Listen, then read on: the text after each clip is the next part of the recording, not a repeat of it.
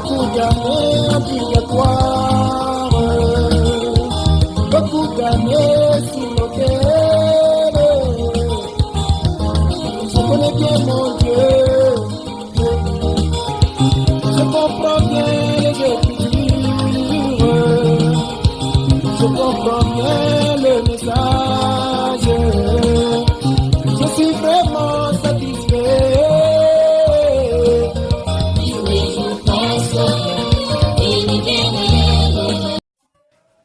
Je vous salue partout à travers le monde où vous me suivez à cette heure. Tel que vous me voyez, j'ai un visage triste. Mais j'aimerais un peu partager avec vous quelque chose. Vous allez m'excuser à cause de ma voix,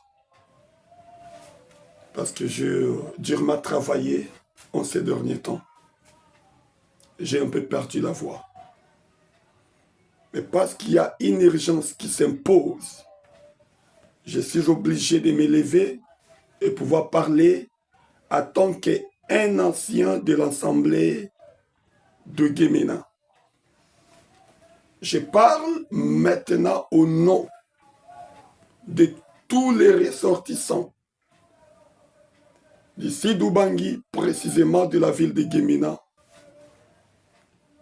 Tous les ressortissants de l'Assemblée de Guémena. L'Assemblée de Guémena qui a commencé depuis 1979, 8 ans après, arrivé à 1987, moi que vous me voyez, le frère Richard Mobanda, je vais croire le message. 8 ans après le début de l'Assemblée de Guémena. Là, je parle au nom de l'Assemblée de Guémena. Avec les fondateurs, les Fengala. Là, c'est déjà connu. Et Ngala, à cause de sa timidité, parce que c'était vraiment un homme humble, il ne parlait pas tellement beaucoup. À un moment, il va céder le pouvoir au pasteur Lambo, chose qui n'était pas vraiment faite conformément à la parole, et qui plus tard, quand la lumière de la parole va éclairer les uns et les autres, Lambo sera obligé de retourner le pouvoir pastoral à Ngala. Pasteur Ngala. Et nous, on était là déjà vers les années 1987. J'étais tout petit, tout jeune, parmi les vieux de cette époque-là. Et je rappelle que la personne que moi j'ai trouvée, Dieu de la chair, cette soirée-là, de 1987, en train de prêcher, c'était mon pasteur, le révérend Gustave Monzeli Yogo, qu'on appelait à l'époque. Il n'était pas encore pasteur. Je l'ai trouvé en tant que prédicateur, il prêchait. Et quand nous sommes arrivés, à cause de sa loquacité, de son intelligence, de sa sagesse, de son ministère qui éclatait, on était convaincus. Mais le pasteur de cette époque-là, c'était Ngala. Oh.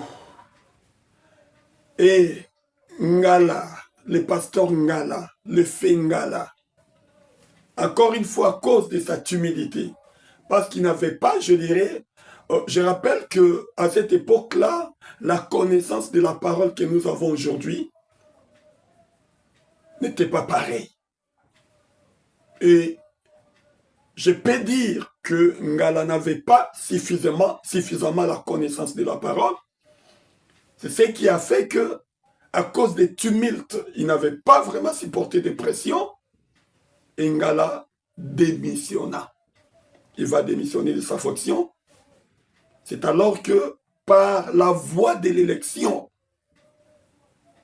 le révérend pasteur Yogo Monzeli de l'époque deviendra pasteur vers les années 1993.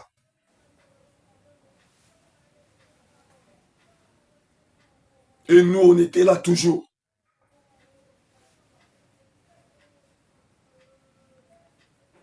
L'histoire a commencé avec le pasteur Gustave, un homme de la parole, un grand docteur de la parole. Si aujourd'hui, nous, le révérend pasteur Richard que je suis aujourd'hui, si je suis ce que je suis, en tout cas très reconnaissant du ministère du pasteur Gustave, c'est lui qui nous a formés, et je ne suis pas le seul. Il y en a encore beaucoup à travers le pays, même en dehors du pays. Mais je me demande, qu'est-ce qui se passe aujourd'hui après la mort du pasteur Gustave? C'est que nous sommes en train d'entendre, d'écouter. Je me demande, depuis quand ça a été, après la mort d'un pasteur, un pasteur à la taille du révérend pasteur Gustave Monzeli, depuis qu'il nous a quittés, nous on est là, on est en train de suivre des bêtises qui sont en train de se passer, permettez-moi de le dire ainsi.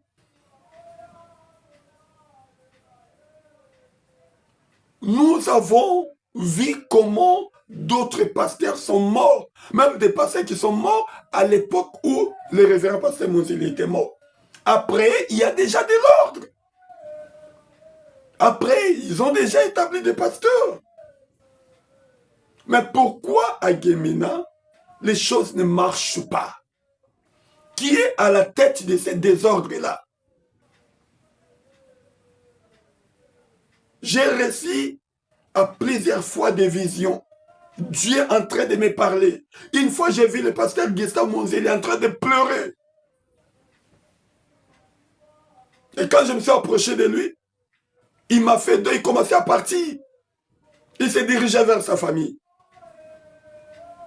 Et après, quand je me suis approché, il m'a dit, reste tel que tu es là.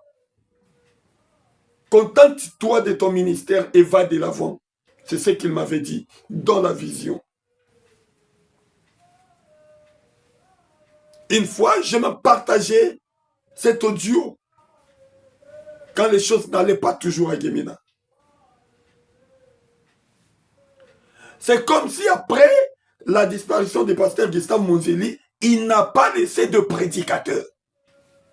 C'est comme si l'assemblée de Guémena, qui a commencé depuis 1979, n'a pas eu des anciens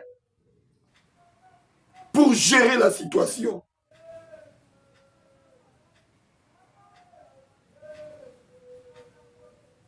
Et aujourd'hui, ce qui est en train de se passer là-bas, est-ce que c'est vraiment la parole de Dieu? Est-ce que nous sommes vraiment dans les messages de Frère Branham? Ou nous voulons faire les choses pour plaire aux uns et déplaire aux autres? Qui est à la tête de tout cela? Est-ce que le message de Frère Branham, sur des questions comme celle qui est en train de se dérouler à Guémena, il n'y a pas vraiment de gens, des apôtres de l'évangile pour régler ces problèmes-là? Est-ce qu'il n'y a pas vraiment de prédicateurs laissés par Gustave Monzeli? Il n'y a pas des anciens. Une église qui date déjà de 46 ans. Si on peut parler des églises qui ont vu le jour au Congo, depuis l'époque d'Esaïe, jusqu'aujourd'hui, l'Assemblée des Guémina est parmi les anciennes églises du Congo.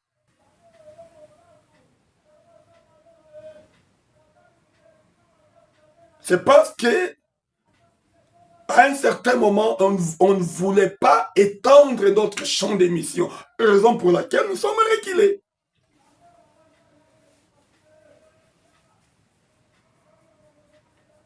Les anciens du message connaissent très bien le révérend Gustave Monzeli. Il n'était pas le moindre ici au Congo. Mais pourquoi vous ne voulez pas ouvrir la porte pour permettre à ce que la bonne compréhension de la gestion d'une église après la mort du pasteur puisse vous aider à pouvoir établir un pasteur après le départ de celui qui est déjà parti? 2 ans déjà. Où allons-nous exactement? Est-ce que nous voulons faire de l'église le gagne-pain? Ça, c'est l'église du Dieu vivant. Il y a des âmes qui se meurent. Beaucoup ont versé le sang à cause de cette église-là.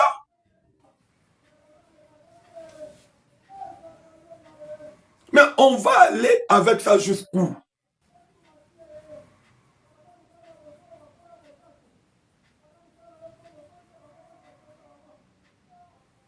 Un travail abattu où le révérend pasteur Monzeli a sacrifié sa vie. Il est mort comme une victime. Quelqu'un qui prêchait du 1er janvier au 31 décembre sans repos. Il était lui-même dans l'école du dimanche parfois. Lui-même était directeur de chant. Il pouvait aller à la radio prêcher. Tout cela pour cette église-là qui aujourd'hui devient un désert après son départ. Qui est à la tête de ce désordre-là? C'est qui? C'est vraiment qui? Et Dieu reste Dieu. Dieu reste Dieu.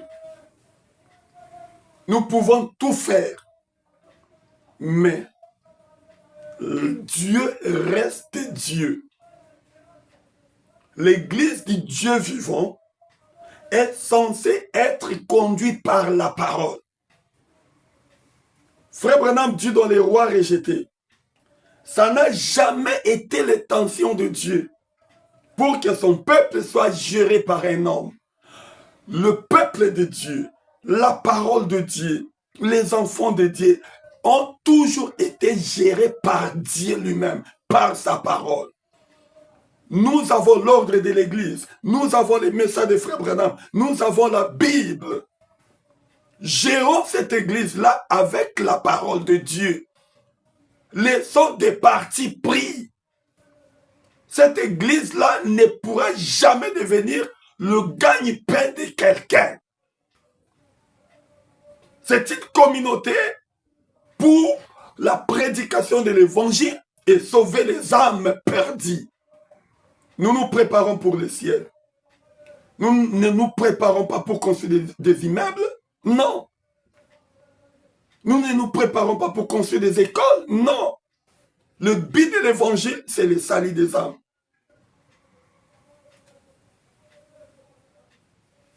J'ai 38 ans dans les messages des frères Branham. Et mes 38 années, parce que j'écris depuis 1987 dans l'Assemblée de Guémina. Quand nous, on a commencé cette église-là, il n'y avait pas de bancs comme aujourd'hui. Il n'y avait pas de chaises. Il n'y avait pas tout ce que nous voyons aujourd'hui. Nous, on se mettait sur les bois, les gens qui connaissent bien, les bois de Kokombo. À l'époque, il y avait les uns qui étaient debout parce qu'il n'y avait pas de siège. Il y avait de l'amour fraternel. On s'aimait les uns les autres. Et regardez même cette photo ici. Il y avait vraiment de l'amour. On servait Dieu pour aller au ciel, mais pas pour les histoires que nous voyons aujourd'hui ici.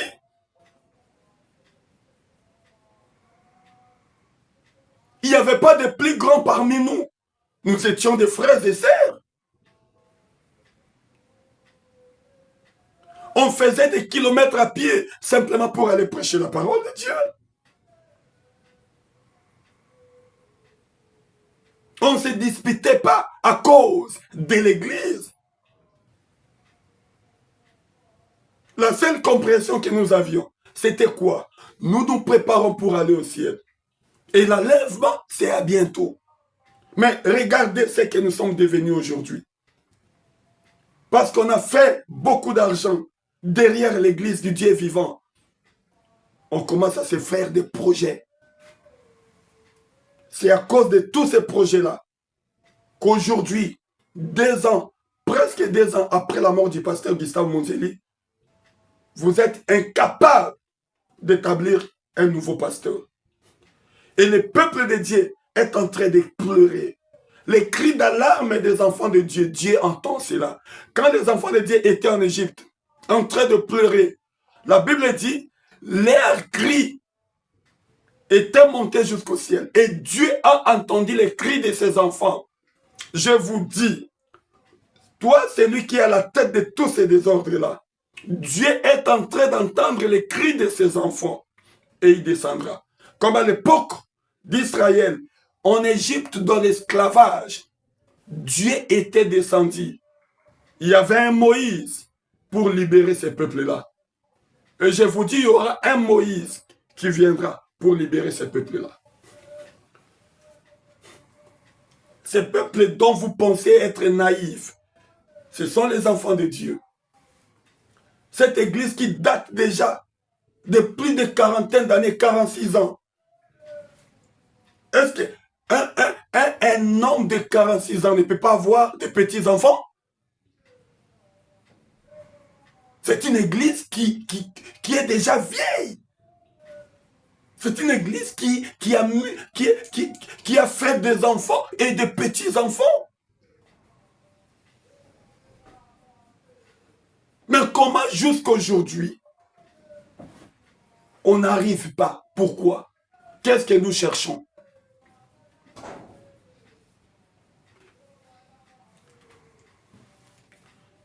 Vous qui ne me connaissez pas, moi c'est Richard Mobanda. Je ne suis pas étranger de cette église-là. Moi j'écris le message de Branham à Yemina. Depuis 1987. J'ai mes 38 années dans ce message. Mon premier pasteur, c'était Ngala. Et le pasteur Gustave, je l'ai voté après le départ du pasteur Ngala comme mon pasteur. Et j'ai beaucoup bénéficié de son ministère. Si je fais ce que je fais aujourd'hui, à cause de cet homme-là, j'en suis reconnaissant. Ne détruisons pas les mémoires de notre pasteur. Que son âme repose en paix. Merci beaucoup. Seul Dieu sera le juge de tout.